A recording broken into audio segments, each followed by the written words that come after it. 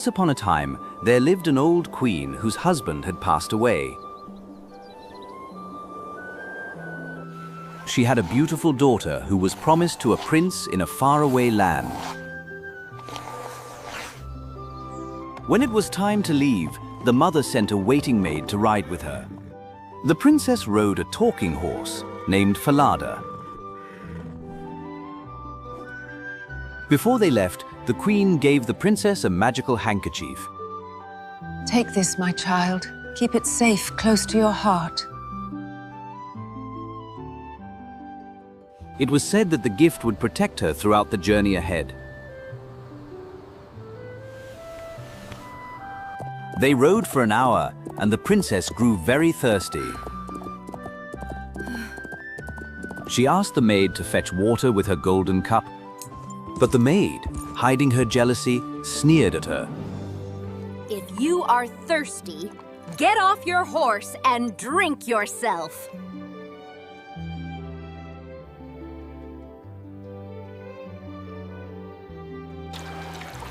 The gentle princess knelt by the brook to drink.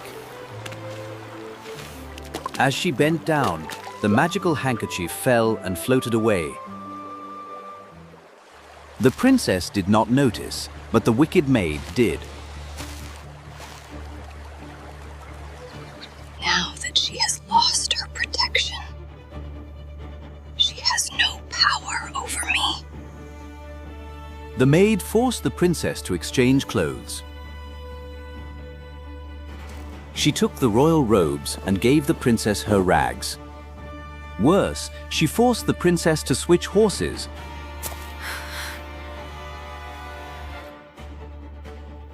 Swear by the open sky you will never speak of this. Or you shall not live to see tomorrow. Terrified and alone, the princess swore the oath. When they arrived, the king and prince came to meet them. Seeing the maid on the noble horse, they believed she was the bride. Welcome, princess.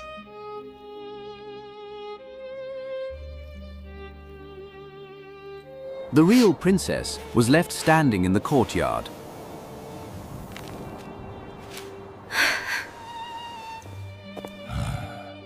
The old king looked out and saw her delicate features. He asked the false bride about the girl. Oh, she is just a servant I picked up along the way.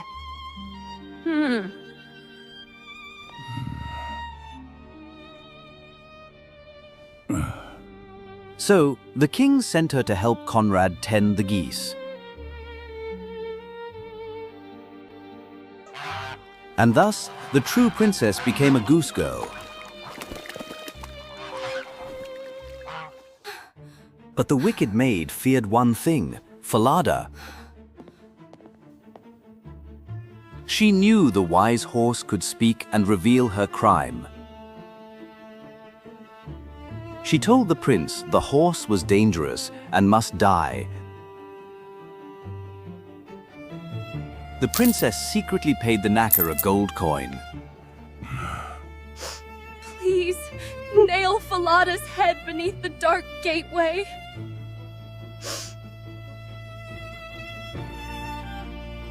So I may still see my friend every morning. And it was done.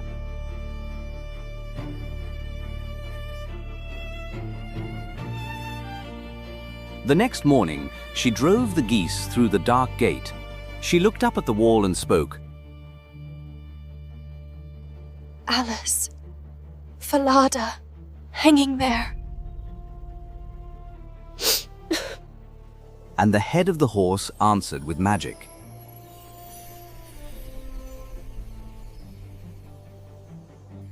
Alas, young queen, how ill you fare.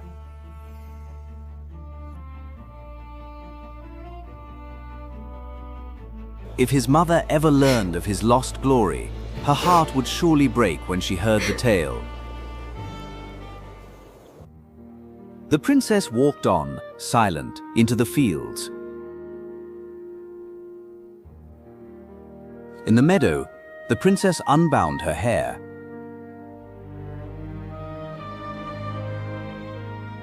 It shone like pure gold in the sunlight. Conrad saw the sparkle and wanted to pull a few strands. The princess saw him coming and sang to the wind. Blow, blow, thou gentle wind. I say, blow Conrad's hat away. A strong gust of wind lifted Conrad's hat right off. By the time Conrad returned, the princess had finished braiding her hair. Angry, Conrad went to the king to complain. I won't herd geese with that girl anymore. She talks to a horse head and makes the wind steal my hat. The king, sensing a mystery, decided to watch her himself. The king hid behind the dark gate and watched. He heard the girl speak to the horsehead. He heard Falada call her young queen.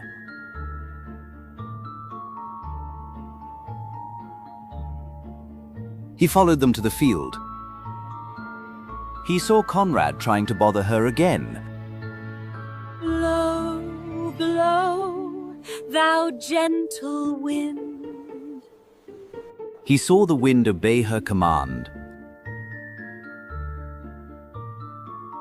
He saw that she was no ordinary peasant. That evening, the king called her aside.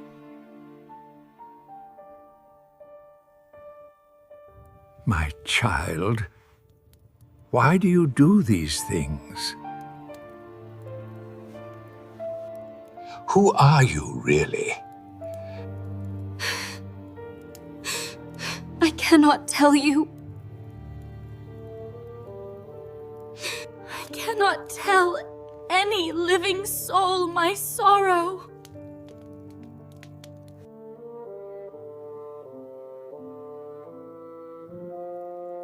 If I break it, I lose my honor. If you cannot speak to a human, speak to that iron stove. It has no ears to judge, but it can hold a secret. The king left, but he secretly stood near the pipe to listen. Inside, the princess fell to her knees before the cold iron stove. Why did you leave me here all alone? I miss you so much.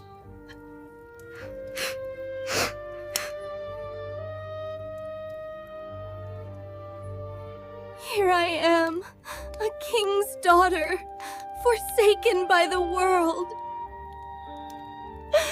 The wicked waiting maid has taken my place, stolen my clothes, and killed my beloved Falada. And I am forced to serve as a goose girl. If my mother knew, her heart would break in two. The king heard every word. He ordered the girl to be given royal clothes. When she stepped out, she was as beautiful as the dawn. The prince was overjoyed to see the goose girl's true beauty. He realized this was the woman his heart had sensed all along. A great banquet was held. The false bride was seated at the top. The real princess sat opposite, dressed in dazzling velvet. But the maid did not recognize her. After the feast, the old king turned to the maid. He told her a story of a servant who deceived her mistress. The maid listened, thinking it was just a tale. Tell me, my lady, What punishment should such a traitor receive? Such a wretch?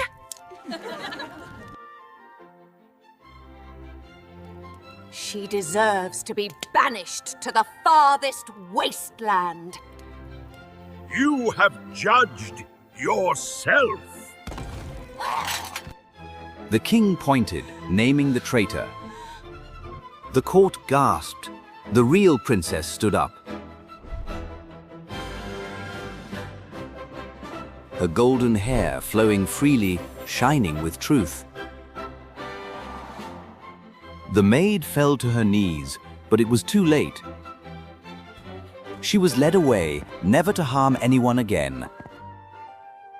The prince married the true princess. Their union was celebrated by all. Though Falada was gone, his spirit remained in their hearts. She never forgot her loyal friend.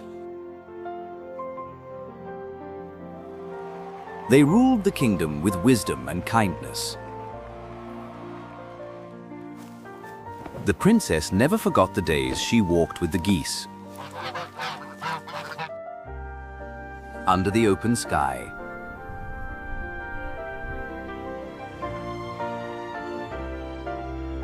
And they lived happily ever after.